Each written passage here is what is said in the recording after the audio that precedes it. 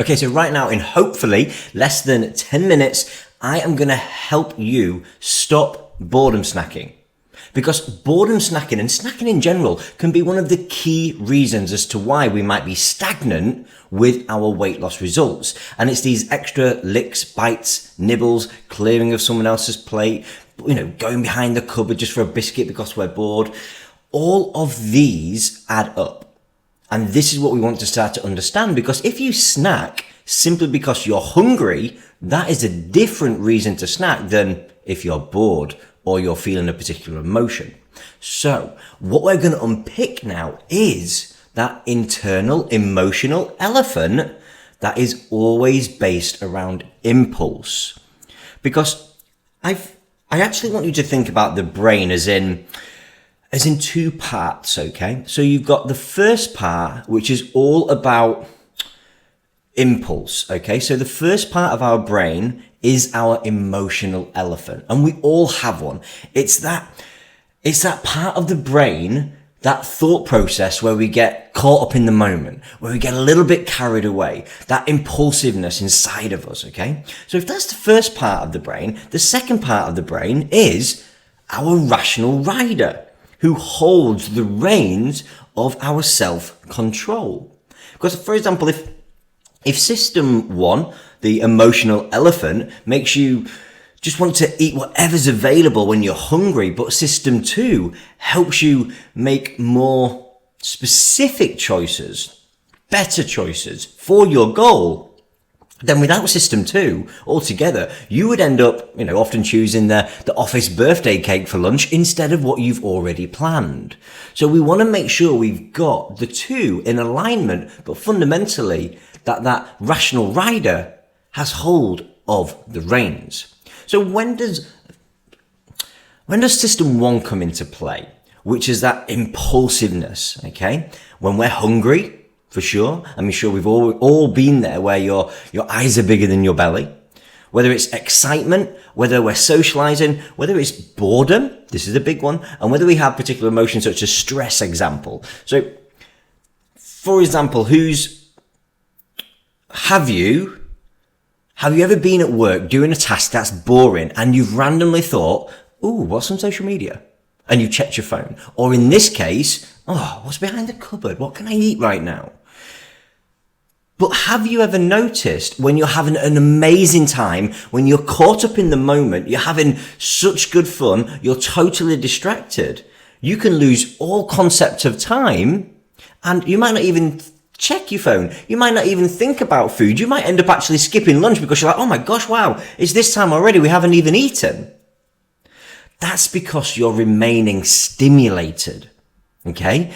But when our inner emotional elephant gets bored, our rational rider loses the reins and our attention shifts from the task to searching instant gratification, because we're seeking what we call motivational change. Okay?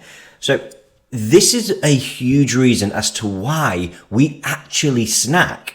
It's not necessarily because we're hungry, it's because we're seeking instant gratification, because we're seeking motivational change. Okay? Now, what I mean by that is we go from have to goals to want to goals. So let's even simplify it even more. You're working, whether it's at home, whether it's in the office, and you have to write these emails. You have to reply. You have to fill out this particular checklist. You go from I have to do this to suddenly you're like, oh, I want something. I want to do something. And that want to do is typically what's behind the cupboard. What can I snack on? Because suddenly we now have a different style of motivation, and that's usually the sensation of chewing. So now we can start to see and recognize that actually we are just looking for instant gratification through a different motivator. So it's not because you're hungry, it's because you're bored and that you actually need stimulating. Because not many people purposely ruin their day when they're feeling totally in control. And I bet the same is for you. If you feel totally in control, you're less likely to snack. You're less likely to deviate from the plan because You know exactly what it is you want to do, and you're motivated to do it because you're in control. So simply by feeling that you're in control means you're in control. And that is how we keep hold of the reins of the emotional elephant. So let's put this into a practical sense, okay? So how do you keep a hold of the reins rather than letting that emotional elephant cause havoc behind the cupboards and snacking all throughout the day? So the first thing is that I want you to do is recognize that you're feeling bored. Recognize that you're feeling hungry, or recognize that you're experiencing a particular emotion. Okay?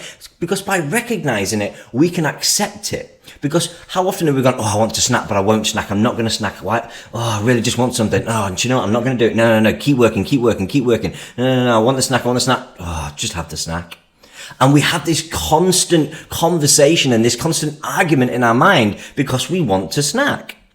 So by recognizing, oh gosh, I want something right now. Do you know what? I'm probably actually a little bit bored of what I'm doing. Or, do you know what? I've just had this news. I'm feeling really stressed. I want a snack. Okay. I'm feeling stressed right now. And what I want to do is obviously snack to comfort myself. So because now we can recognize it, we can go on to step 2, which is show yourself belief. So I want you to ask yourself, have I found myself in this situation before? The answer is probably going to be yes. We have all been busy at work. We've all been bored at work. And then suddenly we've gone, oh, what's behind the cupboard? So typically we know that we've been here before, which is great because now we know how we would like to respond. Do I want to respond by getting a snack? Yes, great. Go and get a snack. There's nothing wrong with a snack sometimes. But if the answer is no, I'd rather not snack, even though I want to, great. So now we also recognize that we want to put in the steps in order to remove the urge to snack. And the way that we do that is by stimulating our brain in a different way. Because what I want you to remember is that prevention is worth 10 times the amount of self-control in the moment. Okay? Prevention is worth 10 times the amount of self-control in the moment. Because how many times have you found yourself in the moment and you're caught between two choices? One is the instant gratification, i.e. the easier, more comforting option. And the second one is the delayed gratification, what would I have done upon reflection? 9 times out of 10, we're always going to go for the easier, more comfortable option. Right? And I'm sure that you've experienced that as well. I certainly used to all the time. And that is the emotional elephant. But if we can keep a hold of the reins and become the rational rider, then we're going to dramatically increase the risk of it, increase the chances of it being that 1 out of 10. So what we want to do is deliberately choose what you will do prior to the situation. Because then you keep the feeling of being in control. So how do we do that? So we want to pre-plan. So I want you to already know what you're going to do to change your environment, to change your stimulus. So let's say, for example, you've been sat at the desk all day and suddenly you're feeling a little bit bored. I don't want you to keep sitting at the desk, just staring at the cupboards behind you. What I want you to do is get up and change the room, change your environment. Go into the bedroom, go into the living room, go outside, go into the break room, whatever it might be. Change your environment, because a change in environment is a change in stimulation. And to coincide with that, I also want you to then go into the next step, which is to do something stimulating, do something that's going to change what you're thinking about. Because if we change what we're thinking about, then we are seeking that desire in another situation. So one thing that I work with within my community, and one member in particular, Natalie, who I am definitely going to think of right now, I gave her the advice of writing post-it notes. So post-it notes of things that she can do whenever she wants to snack because it's boredom or snack because it's certain emotions. So then what she can do is just pick a post-it note that sounds interesting or sounds more appealing than actually, oh, I don't want to snack, but I feel like it. And these post-it notes have been from, listen to a podcast. Maybe it's this one. Listen to a different, some music, go for a walk, do some jobs, whatever it is. And she's got like 20 different post-its, but she's taken it one step further and she's written these down on cards. And whenever she feels the emotion and the urge, the emotional elephant coming out, she just shuffles her cards that she's already made herself. And she picks what she's going to do. So now it almost adds this gamification where actually it's like, oh, I don't know which one I'm going to do. And because she's already written out the 20 cards, and it doesn't need to be 20, it could be 5. But because she's written them, she knows that she's going to want to do any of those 20. Or in your case, however many that you might write on the post-it notes. So now what that is it's a deliberate plan of action that will help you move forward rather than snacking. So step 1, recognize that you're feeling bored. Recognize that you've got a particular emotion. Number 2, show belief. Recognize again that you've been in this situation before. So because you've been there before, you know what outcome you want to experience, whether it's a snack or whether it's actually, I would rather not snack. And then the next step is recognizing that prevention is worth 10 times the amount of self-control in the moment, because naturally we will always go for the easier, more comfortable choice. And you do that by knowing that you're going to change your environment, get up out of your chair, move around, whatever it's going to be, go somewhere else. The second thing is have a preset list of different things that you can do in the moment, because then you're going to always increase the likelihood of you not snacking.